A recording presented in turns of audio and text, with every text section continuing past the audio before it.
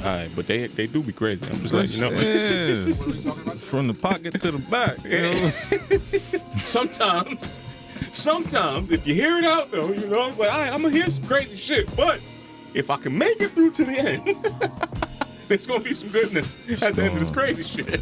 At the end of that rainbow, it's gonna be more than a pot of gold. You at know? the end of the rainbow, bro. Yeah, man. The sticks and dirt. Nah, see, it's the barefoot chicks with the sticks and dirt that really be having it. Fresh out the bush. Yeah. Kid Rock and who? RFK. They were working out together? Nah, Bad. working out in jeans is a crime. Getting into a pool with jeans, even bigger crime. That was a thing? What's his actual title? Just pulled up an image and seen both of them in towels. It's nasty business. Secretary of Health. Strip shirts for sauna workout. Yeah, that's the photo I got for a health promotional video. Nasty biz, bro. My man is on an Erewhon bike in jeans. In the sun? Bro, in the sauna? That's abuse. That denim on skin? Hey, man. This guy be... He's like, you wanna have a good time, man. Not only did he got the denim on, this nigga got a belt on with the denim, bro. On an Erewhon bike. That shit is already smashing you up if you riding the bike. It's just is a weird ass seat on the bike. Yeah. And it's like you moving your arms and your legs at the same time. So it's not like it's not a traditional seat. It's a mix between a recumbent bike and a regular bike somehow. The shit is hard work, but it don't feel comfortable in like athletic shit. This motherfucker is wearing Wranglers. Arrest him. That's up there with Lenny working out. Lenny we let slide because, you know, that's the homie. You know, he was actually pretty cool, but he definitely was in there wearing very questionable outfits too. It's nasty. I think that needs to get thrown in the ugly, bro. Say less. It's on there. It's on the list. What's going on, fam? This is KR Jones of the Off the Strength podcast, and I am here to tell you to like, listen, subscribe, and if you're feeling freaky, visit offthestrength.com. That's where you can go and get more information on us. That's where we can link, we can build, we can connect, and let's make this thing work. All right.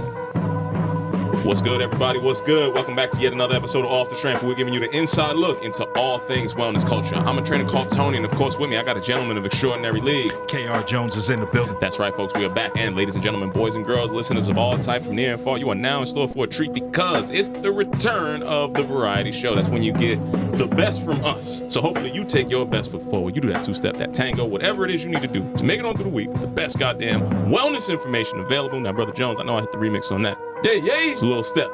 Okay. Side step, shuffle. How was you moving through this week, my man? Man, this week, if I had to put a label on it, I would say opportunity met preparation. Through divine alignment. Okay. You got to break that down, man. I'm happy to hear that for you, but talk to me a little bit about that. This week, a series of events unfolded in front of me. Okay. Seemingly orchestrated and appropriately timed. Okay. I've been in a bit of a flow state. And I've constantly been noticing signals of being on the right path. That's been the week. I ain't got no more, ain't got no less. I mean, other than the world in a crazy state right now, I done lost a relative. I got another one that's seemingly on the brink, and it's just like life is gonna keep lifing, bro. And it damn sure is. It ain't no stop. It ain't no brakes on that. You just gotta keep pushing. And gotta keep finding a way to keep making it over these hurdles to advance to that thing that you see as the clearer path, man. And of course, I, too, was in a very similar kind of revelatory space, Kyle.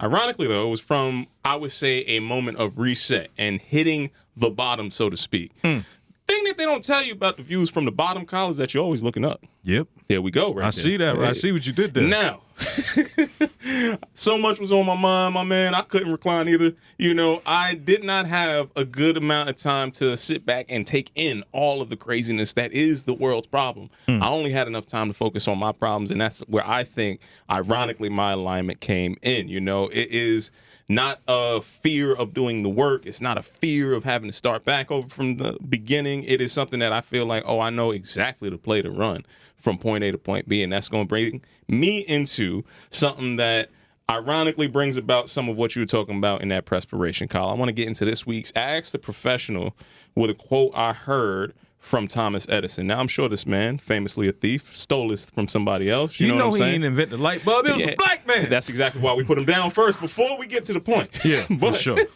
The point of this is that this quote, likely stolen by this man, talks about genius is 1% inspiration and 99% perspiration, Kyle. Now, you talked about the perspiration from putting that time, energy, and work in. And my brother, I have to tell you that I had a week of putting in a lot of work, reaping what I've already sown, reaffirming to myself that this is the path, it's not going to be changed, and then going forward and finding a way to make it through in still what other people might see as an unforeseen time or an unpredictable time. I am so certain that success is the only option. I can make it through. Kyle, I got to ask a professional. Talk to me. You also seem very determined about a outcome that you cannot materialize just yet. Yeah. But you are certain about how you have everything you need to get there. How do you give that to somebody else who might not have that out there in this world? Man, I'm alluding to something I'm going to talk about a little bit later because I attended an event called Night School, and one of the homies was really taking us to church and dropping bombs on them. Shout out to Night School. I've been there before. Pulled up with Santiago back in the day. It's a good time. To answer your question, the first thing that came to mind was something that my homie Rafa said, and it was basically about freedom. Okay. Right? The example he used was Harriet Tubman and people going back to study her methods, right? Of like, all right, we understood what she did, but we didn't understand the genius of being able to move these people strategically out of the situations they were in, right? Now, when you start to unpack that, you're thinking about freedom that you or nobody around you has seen this other side of it. So you have to have the vision, you have to have that inception of like, yo, I know this is the life I'm in, but I want to be somewhere else. And I can envision that in my mind. So then that means freedom has to happen twice. It has to happen in my mind to see it, and then the life of living it after I experience this happening, right? With all of that, I would say, to your point of how do you give that to somebody else, it's about staying on that path, right? It's about not being shaken off that square. If I have this vision of like, yo, I know it's going to be a better day and success is the only way to get there, and this is the path, you're not knocking me off that path. You either going to join me in the footsteps that I'm laying down, or you're going to see me on the other side of it and be like, damn, that nigga was actually on some shit right there. So you can either be a part of this story or see it from afar. I do appreciate that. I will say, as a person who has gambled on himself more than once. Yeah. And has sought. If you don't gamble on yourself, who else you going to gamble on? Well, a lot of people say that, but not understanding that the gamble part of it is really the thing that's going to mean that you are inevitably not going to win that gamble. Okay. Right? A lot of people, I think, hedge in spaces where they do need to have that, hey, you need to put your all in. You got to put all the chips in. That's where that idea comes from, right? Yeah. You need to be able to bet on this and see it through, even if it means hitting the bottom, right? Yeah. Today, that is a very scary thought for a lot of people who need comfort. And I don't want to discredit or discourage anybody who feels real emotion associated to the fear of falling, right? But the problem is, once you've already fallen, what the fuck else you going to take from me? Where else you going to put this elimination? The biggest thing is like the thought about you hitting the ground. It's not necessarily you actually hitting the ground. Okay, once you hit it, though, the most imagined state is where all the fear is. Oh, my God, everybody's going to think this, that, and the other thing. It's like, that's all living up here.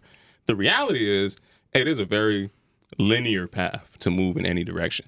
If you've had any brushing with that in life, and I'm sure everybody has, and you can live through the discomfort of where the most uncomfortable was, you can reminisce about how you got from that point going forward.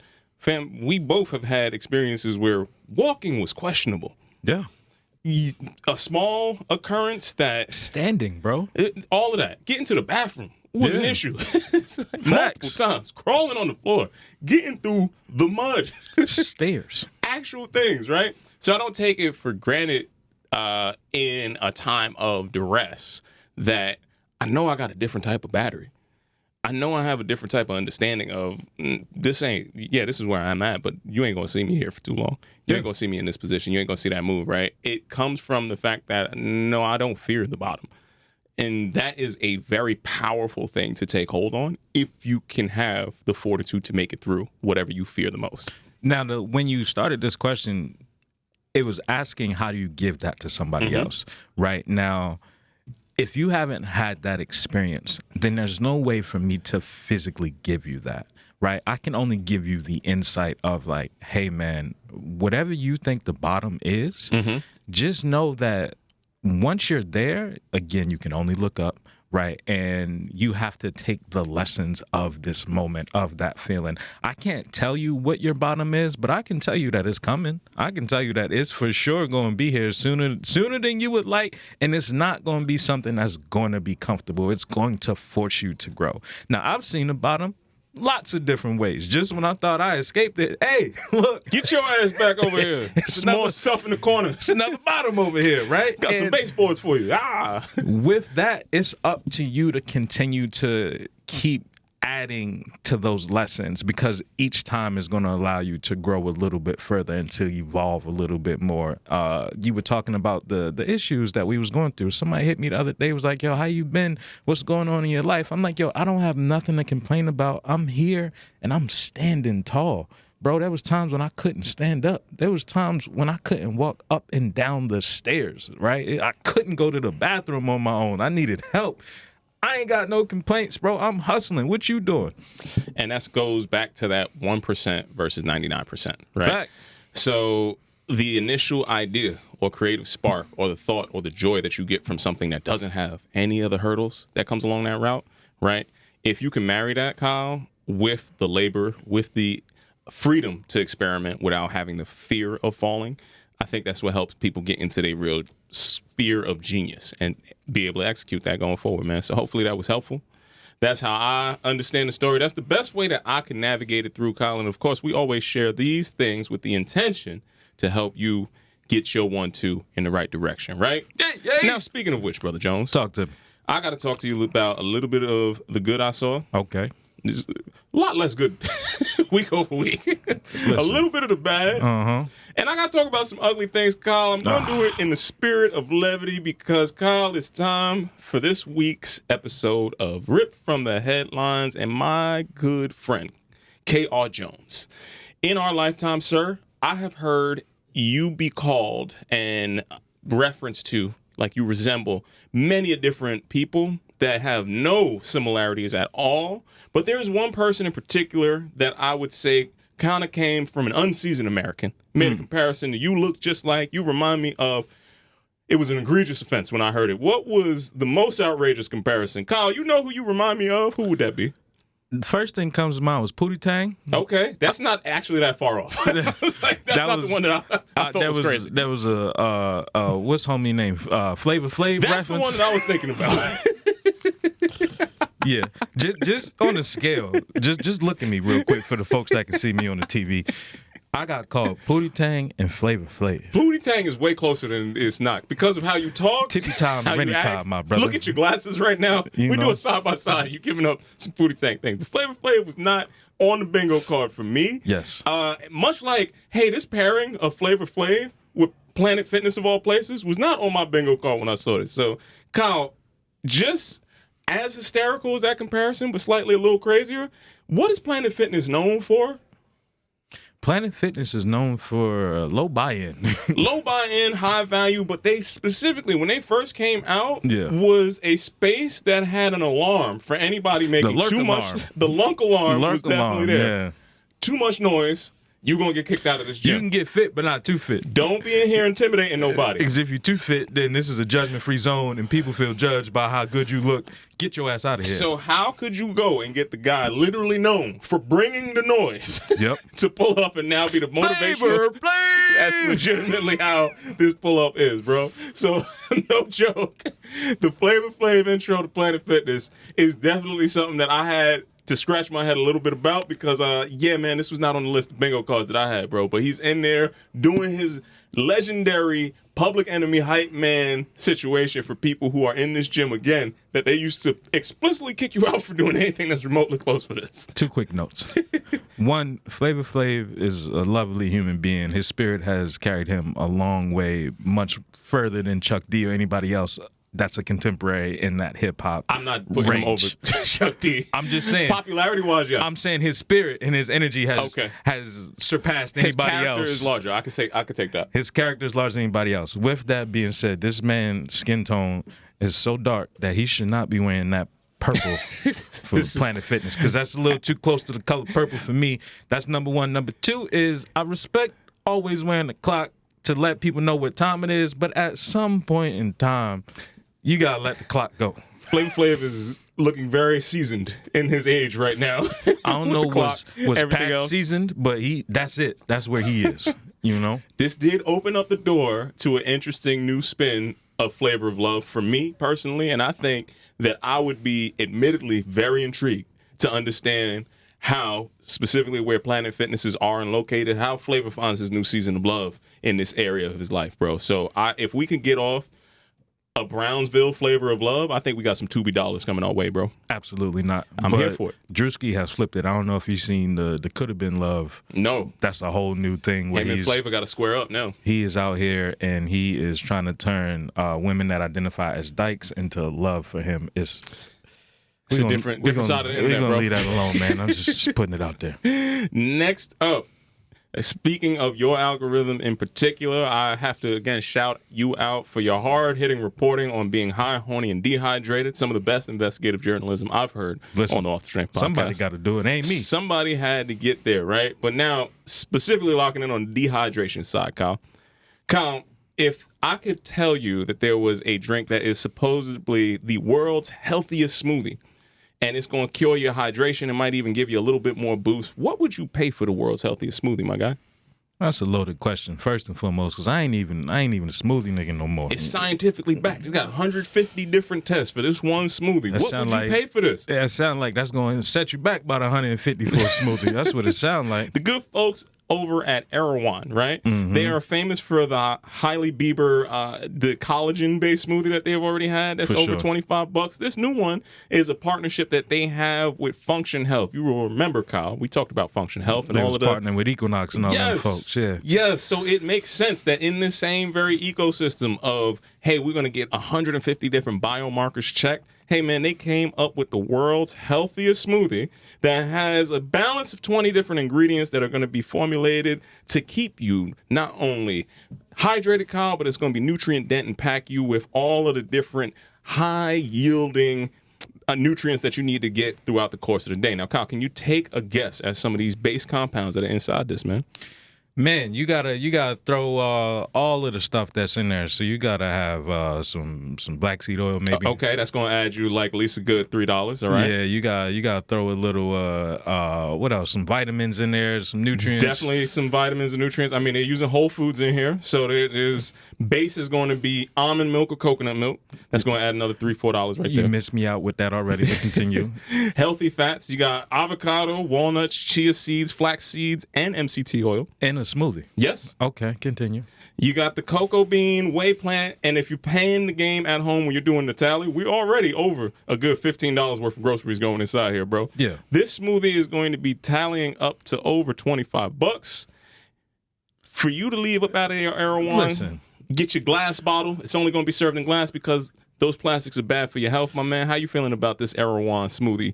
Now it's supposed to be the most balanced thing that you're supposed to have in your go-to daily wellness activity, bro. Grand scheme of things, that's not even that bad, fam. $25. See, now you talking different. $25 for the healthiest smoothie, like. Now again, I'm weighing this and living in a metropolitan city, right? I live in Brooklyn. The shit is higher than high.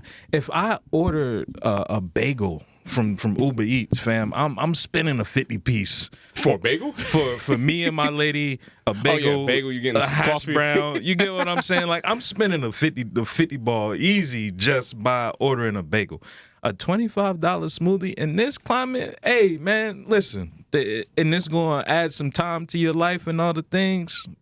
You on board with it? I like how the evolution of the mad thug. at it, man. Listen, He's putting more organic than I Thug wouldn't these buy days. it, but I thought it would have at least set you back a good 75, maybe. 75 for a Smoothie is up there. That's what it sounded like they was going. 25 ain't even honestly that All bad. right, so you heard it here first. You can get a little bit more money out of these guys over on this side of the coin over here. Step your pockets up, man. You go get you a good matcha in the pastry. You already at about 22 at a coffee shop anyway, bro. 25 ain't nothing. I ain't mad at you, man. All right, my last thing that I got to report, or Kyle, we've been talking about the different performance artists that have been going into the health and wellness space to try to expand on their portfolio. It's typically been done in the run community. We've seen a lot of different hip-hop artists in particular start their run clubs. Well, Kyle, not to be outdone, and somebody who's been moving at the beat of their own drum for a while. I know you are a good friend of, not friend, sorry. I know you're a big fan of Freddie Gangsta Gibbs himself. Gangsta Gibbs, hope. Yes. So did you see that in his most recent tour, he will be adding some fitness to his situation because he is going to bring some karate lessons to his VIP experience on tour? Of course, I've seen that, bro. Anybody that's a true fan has seen that brother come out in the G. What's it called? The gi? The gi. He's got the gi for the last Rabbit tour. Multiple. Kicking off in May, right? The pre-show dojo includes a 45-minute karate masterclass under the guidance of professional instructors. Now, some of these professional instructors, I don't know what profession we are really looking at if you're looking at some of the artwork that's coming in here. Yeah. But they look like pros to me, too. I could just see the basic influence, starting blocks, your stances, all the rest of this. It's going to be a time and an experience to be really attended, Kyle. What's your thoughts about this VIP experience coming with some karate? I'm here for the full body karate. Yes. As you know, that is an off the strength term. Folks don't go out and steal that because you know we've been doing that for years.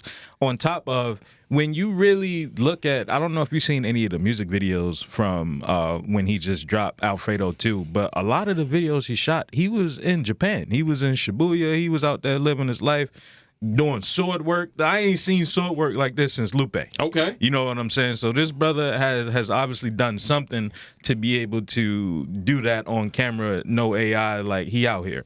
Now, for him to offer that to his fans for a VIP package, I mean, listen, that sounds better than getting your girl taken from Chris Brown out here and she jumping up on him in that VIP package. Like, what Chris Brown doing other than filming your girl cheeks for a photo? You get what I'm saying? A stack. And I guarantee you, Gangsta Gibbs ain't charging you a stack to get these karate lessons So off. you pulling up do some karate with Gangsta Gibbs, bro? I'm not saying I would. You got the gi. But I report it. You know, I mean, I support it, so to speak. So I'm definitely around for the diversification of Gangsta Gibbs. Yeah, man. I'm around for more hip-hop versions of health and wellness expanding outside here. Facts. He might be the healthiest person I've seen outside of probably Gucci Man body-wise. I Like, put Earth Gang up there. They've been doing a lot of yoga flows. okay, We sure. got to throw NORE in there for the run clubs and all of that stuff. He gotta let that hair go, man. he gotta let them braids go, man. We got some other homies in there too, man. He's on the door, you know? Shout out to Nori, man, but just let it go. You know, let me slide into my own good, bad, and ugly. I ain't gonna dwell too long on that in the sensitive topic we got these days. First and foremost, let me get into the good. Now, we talked about this a little bit off mic before the show. Now, a huge part of my childhood was VHS tapes. Okay. There was a handful of tapes that I had, like physically had, that I would just play over and over again. This was before streaming platforms, before the internet, before all that bullshit. What's VHS stand for? Man, I couldn't tell you, bro. Video, home, studio, some shit. I'm going with it. That's what it is. I couldn't tell you what Just it gotta stands make shit for. up today. It don't even matter, bro. You got it. Nonetheless, a few tapes that I had on deck. home system. Video. See, I wasn't too far off. Now, a few tapes I had on deck. Half Baked, which changed my life. My mother had to take that tape from me. She's like, you can't watch this no more. But I thought that was pure comedy and hilarious. You know. Oh yeah, for sure.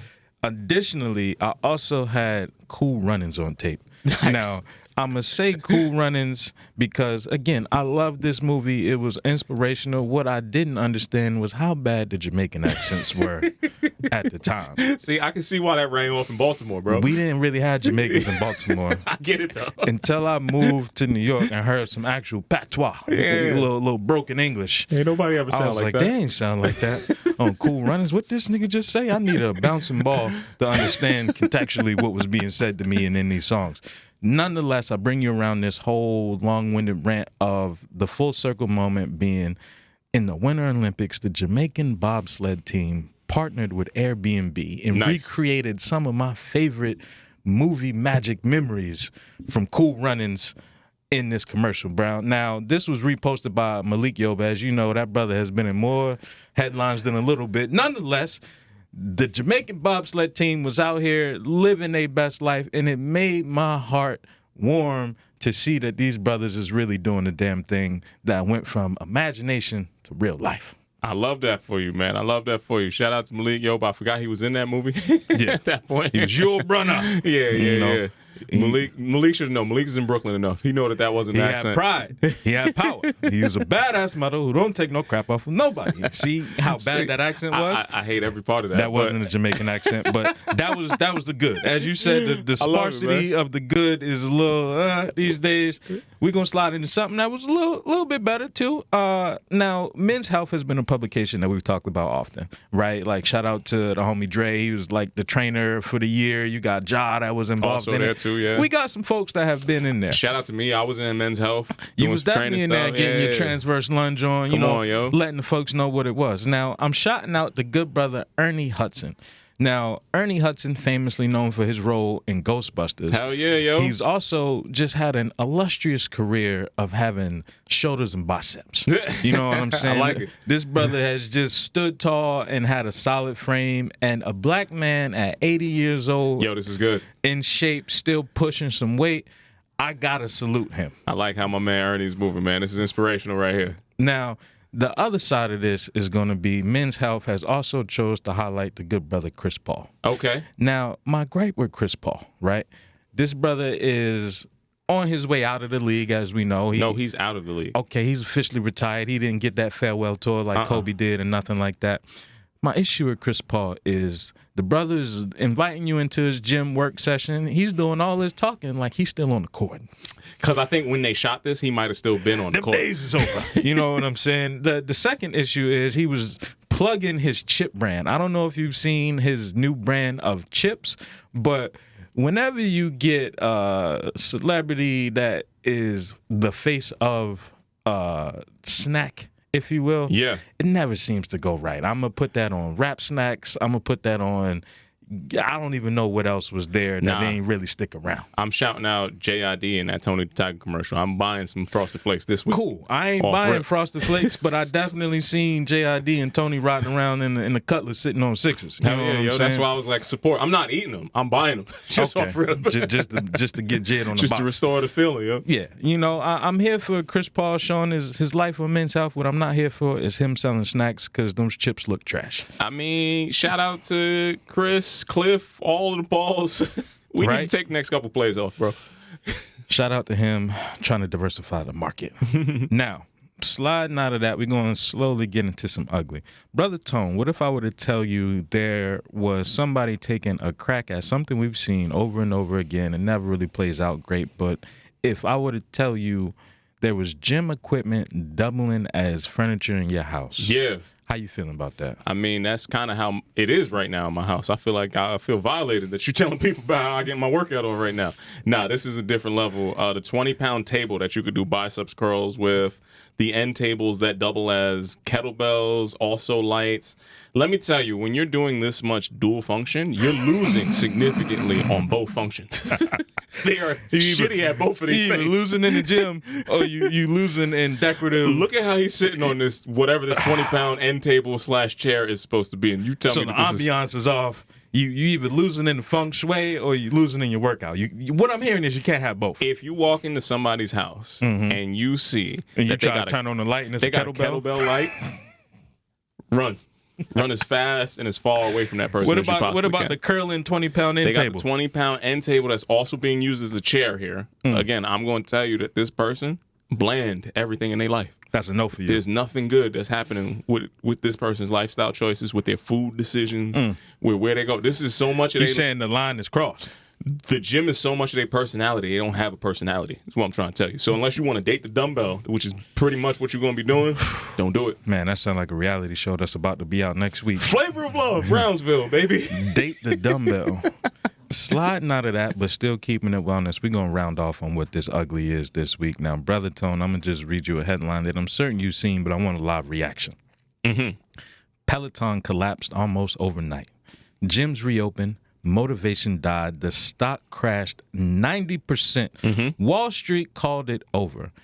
Then the new CEO noticed one brutal truth about modern humans. Off of that, what you thinking, and what do you think that brutal truth is? I'm not sure of the brutal truth that he noticed, but it is evident by what I've seen Peloton start to shift towards. They are prioritizing what I would say the celebrity trainer above a lot of other things. So the personalities that drive those classes are the value, not the bike. You might be right on the money. Now, first and foremost, just a little backstory. The CEO, he was not a fitness guy. He wasn't a hardware guy. He didn't see the bikes. What he saw was the behavior. But what he did call out was he noticed that people weren't obsessed with cycling. They were obsessed with the instructors, as you said. It wasn't the workouts. They were riding with somebody that they trusted. Now, long ago, we talked about being bigger than the system, right? We talked about the system not recognizing that the pull that they really had was from the people and not the products. Oh no, I've been on the the backhand side of that many different times. Okay, I have felt the cutting edge of that decision-making process. Give a little insight to the folks, man. What we talking? There is a point in, at least I'll take it strictly from a health and wellness professional. There is a point of growth that you can have that is going to be beneficial for whatever entity that you're associated with. And then there's going to be a point of growth that you have that is going to be a threat to that entity that you're associated with. The places that are going to start to get this right for the future understand, kind of like how music industries understood, hey, you need a 360 deal for this health and wellness situation. You need to be able to understand that the motivational component is the human element, is the thing that we keep underwriting, we keep trying to get away from, all the rest of that stuff. You know, the human component has been devalued so much that the slightest thing that makes you feel like you are relatable and human doesn't just get fanship, it gets fandemonium. Like these people are galvanized and almost like a religious-like following to whatever you put in front of that. Hey, smart money is going to make that make sense one day for the people who are the actual deified, the instructors. One day those instructors are going to realize that they have the power too and be able to negotiate on I got the power. Operationalize that a little bit better. Yeah. But it's the same story that is as old as time. Hey, we're going to get as much out of you for as little as possible and get you to be kind of something that you think you're really holding on all to the power. And as soon as you get to be a little bit too much of a threat, hey, I could point out a lot of them same instructors that just ain't on that platform no more. And I know where they at right now. So I've seen it. I've seen it all. It's looking like Peloton is trying to reinvent the wheel, so to speak, and get some numbers back up because their situation has seemingly collapsed into what might be a bankruptcy. Yeah, it's tough when you are... Hardware is hard for anybody in particular. But when you make a hardware bet in a time that is so unprecedented and you bet your future on literally a world phenomenon that could not happen again, not the same way. Like their whole future is predicated on the fact that people are not going to do the thing that they have naturally been doing for a long time, going outside. Yeah. That's going to make it hard to make it make sense. Now, there was also a lot of other things you probably could have adjusted for or thought about going through, but Peloton is not radically different than, you remember, I mean, I'm dating myself now, but the Bowflex, of course, it's basically the same glorified dusty hanger that you had. Bowflex? Wasn't Chuck Norris a part of that? All of that stuff, bro. That like, and beach bodies. People was following Chuck from Walker, Texas Ranger, all the rest of that stuff, because they like Chuck. Hey, Chuck, I'm going to get me one of them boat things. If he can do it, I can do it too. Yeah, exactly. Hey, at the end of the day, that shit was just dusty coat hanger that you had in the corner. Now you got one with a TV screen on it. Dusty What's the next coat version? Hanger is crazy. What's the next version of this going to be? We will soon find out. Exactly. Is what I'm hearing. So we're going to slide out of that. We're going to slide into a Raising the Bar segment. Ladies and gentlemen, boys and girls, listeners of all type from near and far, you are now in store to raise your bar.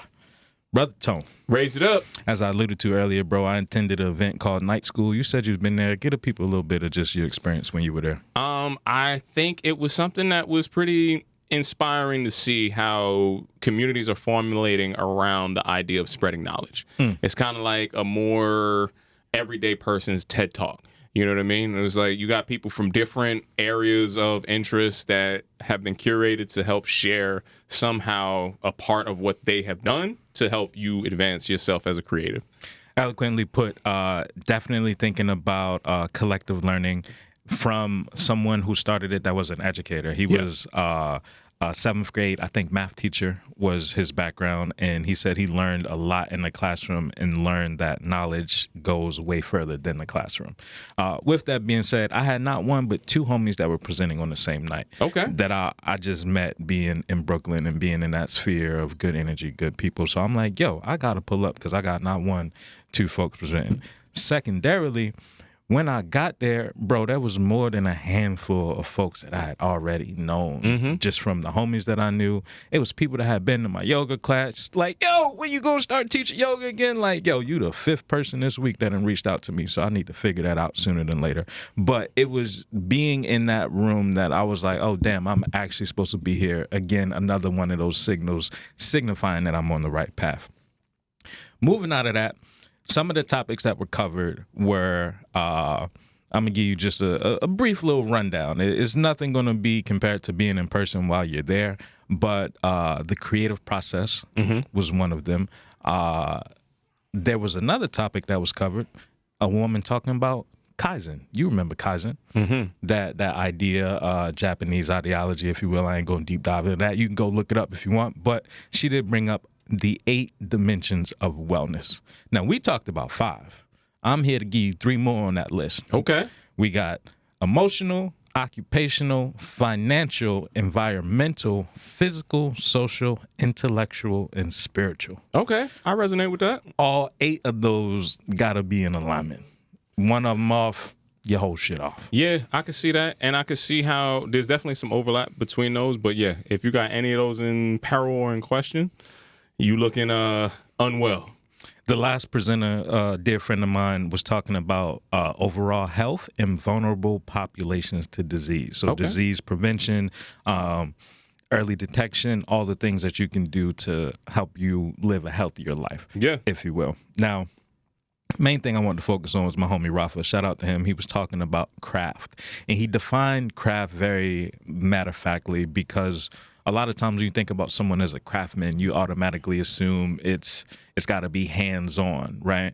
He basically said anybody that has the time, energy, and effort to put into changing something materially, right? If I am writing words on a paper, right? If I am baking a cookie to whatever, baking a cake, whatever the case may be, if you are taking the time to put energy into some type of material to shape it and form it into whatever you see fit, you are a craftsman. With that, he talked about the 5 pillars of craft: experimental, joy, pain, connection, and a tool of freedom. That was the last part where we got into that Harriet Tubman kind of speak before. The interesting part that I want to call out was something that resonated with the most people in the room. And one of them fancy kind of charts that you see, and where you got the y-axis, the x-axis, you got this little arch that comes through, and that is what you call the project, right? When you're working on something and you get that peak of inflated expectations, right? You're working on this new idea, you've got your peak of inflated expectations is through the roof. Man, we could change the world with this. We gonna take it to the moon and the stars and back again. And then you hit that pitfall, that trough of disillusionment. In that trough of disillusionment, you find yourself in that space of the creative process where this is awesome, this is tricky, this is shit, I am shit, right? This might not be okay, and then this is awesome again. This I am shit space is a space that everybody gets to, right? It's the imposter syndrome that comes up. It's the, why did I think that I could do this? It's the, man, I don't even know if I'm going to finish this. It's the doubt. It's the all of that wrapped into one. And then you get a little bit of a slope of enlightenment, right?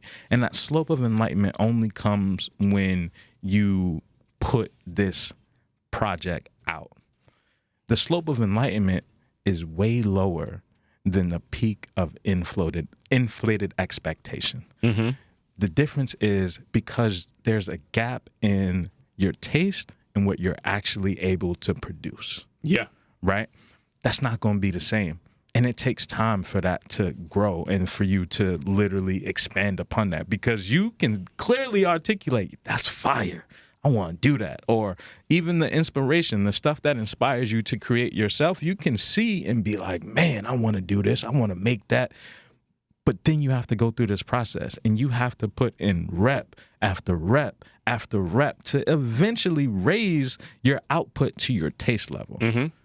Everyone has to go through this and nobody can escape that process. I thought that was something that was really pivotal into craftsmanship, into the creative mind, into anything that you really want to achieve in life. This is something that is very valuable. The other thing that I'll touch on briefly before I pass it over is there was that flow state that we talked about. Mm-hmm. And the flow state happened on the same type of chart that we had, that little y-axis, that x-axis. But at the top, you have, on the left side, you have skill, and then you have challenge at the bottom. In between skill and challenge, you have boredom, and then you have anxiety. In between both of those is that flow state, right? If you are highly skilled at something but not challenged, it gets boring real easy, right? If you find something that's very challenging and you're not skilled at, it creates that anxiety because you want to be better at it, because you have that imposter syndrome, you have all that doubt and all these things that come up. But somewhere in between both is where you get into that flow state where I found the optimal challenge to allow my skill level to rise in order for me to get through this shit that I want to do. Yeah. Man's laid that down. I'm talking, they was like, man, this brother took us to church. Like, it was applause. It was all the things, right? So now that I've laid all this out, Brother Tone, talk to me a little bit about how you feel about craftsmanship and then just that relationship to what it means to create and actually put something out into the world as a brother that has put a lot out into the world. Before I give a full answer to that, I want you to think back to episodes that sound, I would say, in like our 100 range. 100 episodes of Off the Strength and maybe like 150. What does that show sound like? In comparison to where we are now? Yep. Very similar, but little naive, if you will. Naive, similar, but I would even also say, look at how much extra had to be put on that to make it what was, in my interpretation, impactful at that point in time. There was like a damn near a mixtape every week. For sure. It took a disproportionate amount of time, energy, and effort to make it sonically align with, hey, this conversation matches this song and all the rest of that stuff. Like, the craftsmanship in the actual amount of time that I had to learn how to make that work, put that together, layer it, all the rest of that stuff, paled in comparison to how my brain just thinks. It's like, hey, I could hear the song in how we have conversations because that's who we are, right? Yeah. It took a while to get to be able to produce that. Then it took a while to realize that nobody else is asking for that, right? And then it took a while to ask for it. Not even a little bit. But I lay it out like that because it's indicative to what that curve actually means in real time. Yeah. It's like, hey, you can get really good at something that nobody's asking you for. Yep. And you can find the passion and the craftsmanship in it. And then some part of that slide of despair is like, why aren't they appreciating the amount of time, energy, and effort that I put into the shit that nobody told me that they wanted, right? It's not felt. Right? It's not received. So I've heard those sentiments echoed from these same walls. 100%. But I've done enough of whatever I was doing, and I know I put the craftsmanship into it, right? So I see that as being kind of that journey, hero's journey that you have to go on if you are going to dare to put something out into the world. And some part along that route is like, well, expectation plays the bigger role in what the disconnect is. It's like, what's your expectation? If there's literally no expectation on it, you probably won't try it as hard. You probably won't put your heart and soul into something that you don't actually feel that connected to. And diametrically opposed to that is, no, this needs to mean everything. I'm putting so much of my faith in somebody's external validation that they can literally decide how I'm going to feel. That is a troublesome place to be because that's the reality of this world. Even if you don't see yourself as an artist, everybody's dancing on that razor thin line because you do need external validation in order to feel the progress, right? But you don't need to have some disproportionate, not connected thought about everything is just going to be great because I decided that it was going to be great today, right? So that journey and that process and everything that comes in between there is something that is a opportunity for you to re-meet whatever type of person you want to be. If you're really going to dare to do something great, you're going to have to be able to grapple with a lot of those concepts along that path. And I say, lastly, as recently as this week, when you are tested in a position where it's like, no, I know I did do all of these different things. Hey, I've made it through a sticky point, and I start to see I forget what the next apex is after you go down to that valley of despair, the bullshit. What was the starting to come up? The slope of enlightenment. Slope of enlightenment is something that I would say is akin to acceptance. There's like, if there is enlightenment at the end of that, we started off at the bottom kind of side. That's that view from the bottom looking up. That's a slope of enlightenment. Hey, this path didn't need to be this complicated. I did learn some stuff over in this position, and I do get valid feedback on the ground level of what people are actually looking for. Now, you could choose to take that enlightenment, or you could choose to stick with the ego and make you try to go right back to what the definition needed to be when it didn't matter the most. Man, I don't know if I got too much more to add on to that, honestly. I think that was eloquently put. I'm specifically just going to talk about that expectation part at the end, because I think that expectation is more akin to intentionality, right? Mm-hmm. Of like, I did the work to create this thing. I made it through the bullshit and all that other stuff, and I'm going up that curve of enlightenment. But that knowledge is, now I have the intention of, this is now a product. Yeah. Now I can position this accordingly to actually make money. Now I can scale from this. I can use all of the lessons and bullshit that I learned within this process to replicate this over and over again. And I think that part of it is the growth element if you're looking to evolve in that type of skill. But again, that's not something for everybody, and that is something that you have to intentionally lay down the foundational groundwork to build upon. Takes years. It takes time, energy, effort, blood, sweat, and tears. The bottom to come back up. It takes a little bit of all of that. And with that, brother, I feel like we can only go into a little bit of a relax responsibly segment. You want to let the good people know who, what, why we relaxing responsibly. I would say, Kyle, that this is the place where we should have a time-held sponsor for the relaxation segment. You're at here. We need to really start to be intentional about going out and acquiring some of these spaces, Colin. I want to come into next week with a real good thought about who we need to put in there, because there are a couple companies that would make sense to have inside this space. Now, Kyle, I'm also going to tell you that my week was anything but relaxing right now. I see. So I'm going to ask you first, hey, could you lead off? Because I do have a relaxing moment, but it wasn't in the midst of the relaxation. Man, you know I'm a part of a little clubs in a little bit, and shout out to the Outsiders. Outsiders being that adventure group that gets folks together to do different tasks and things of that nature. Shout out to the homie Jeremy. Jeremy has always kept me close, even when I let him down and missed the class that I was supposed to teach. I'm here to tell you that my relaxation came this week because I went back to teach a body weight training class to a group called The Move. The Move is just a community of folks that's formed from the Outsiders as a subset to get people moving and active and in community throughout the winter months when most people don't want to be outside. I like that. Now, the relaxation happened because I was working down at the spot that I ain't going to name, but I left the office in Tribeca. Mm-hmm. I walked from Tribeca to 17th and 5th. Okay. That walk in itself, just as the temperatures was warming up a little bit in New York, was like, man, you know what? I could get on this subway and have to change 2 different lines because it's technically in the same space but on another space. Let me walk. I walked through Washington Square Park. I walked up Fifth Ave. I walked through not 1 but 2 places I got hit on my bike to get to this space. I'm gonna need you to stay away from some of them areas, bro. Tell me about it, right? And I'm on foot just soaking up that walk, and then I get into this space where I'm teaching 9 different strangers body weight exercise, right? It's like, yo, I'm here to give you moves that you can do at home. You don't need equipment for. You know what they said at the end of the workout? Man, your tone was so monotone and calm and relaxing.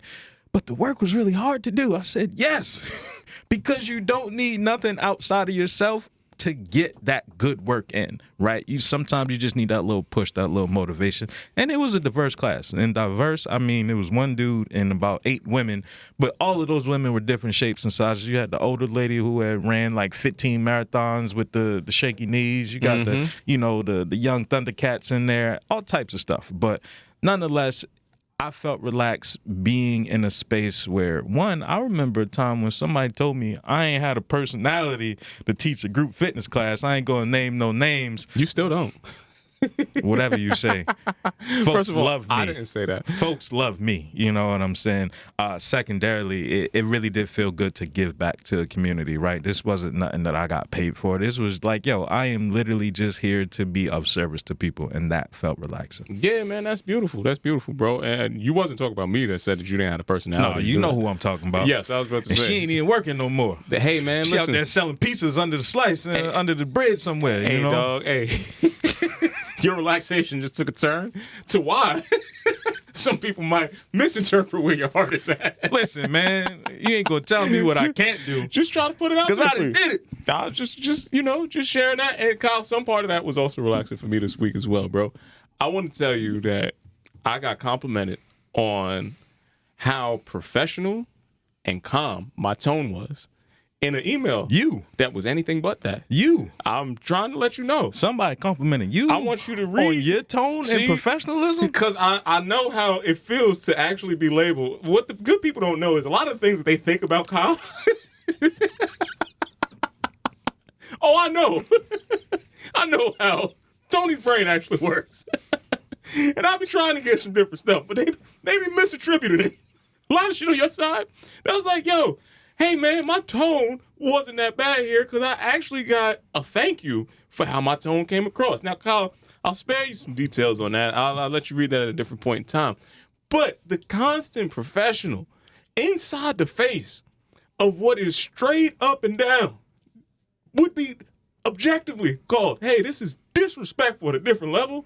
Hey, man, I showed up and I showed the best, most evolved version of Tony. I take a moment to relax inside of that because, again, it was a well-worded, very direct, non-inflammatory message that I had to deliver. And I was able to deliver that, and I could see that over time, I, too, have been able to mature in a certain way.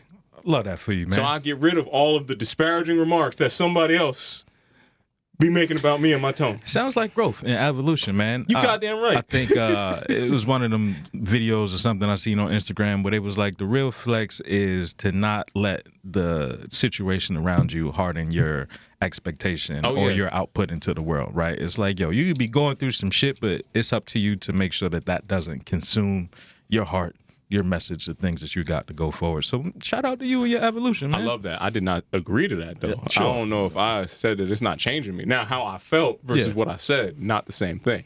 I know that chip is only getting bigger day by day. 100%. You know, you can't show all your cards at once. You just gotta play the ones that's there for you. Yeah. That's gonna advance your game.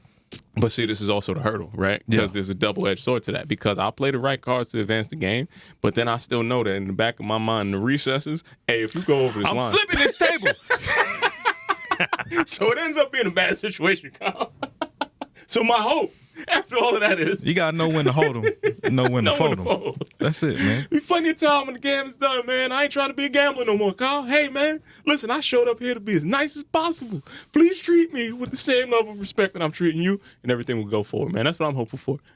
I was gonna ask what you hoping for, but you already laid it out there. Come on, man. What are you hoping for this week? Man, I am hopeful that this bomb cycle that's on the way is gonna be the last one. Yo, I don't even like that word. The nastiness that they keep throwing out here with weather. Like, we got to talk to Al Roker one day or one of them weathermen upstairs. Like, who's upstairs right now? We need to go figure. We're live on the block of the rock. We need to be able to track down one of these weather people. The shit started with they got to be Arctic. held accountable. Yeah.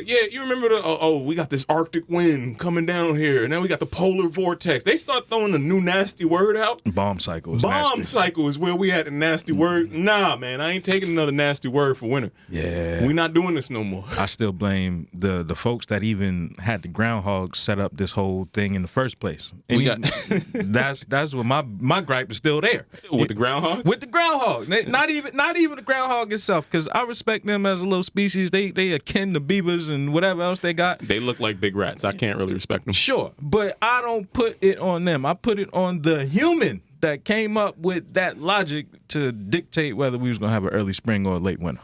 Yeah, man. Yeah. Nah, it's been a little crazy in New York. You know, I'm glad I'm out of a situation that I was previously in, because I was going to put hands on my neighbor if he let his dog outside again. That was really going to be... The shit in the streets is a whole nother thing, man. It's like out here dodging landmines. We was coming to tussles. I was like, hey, dog.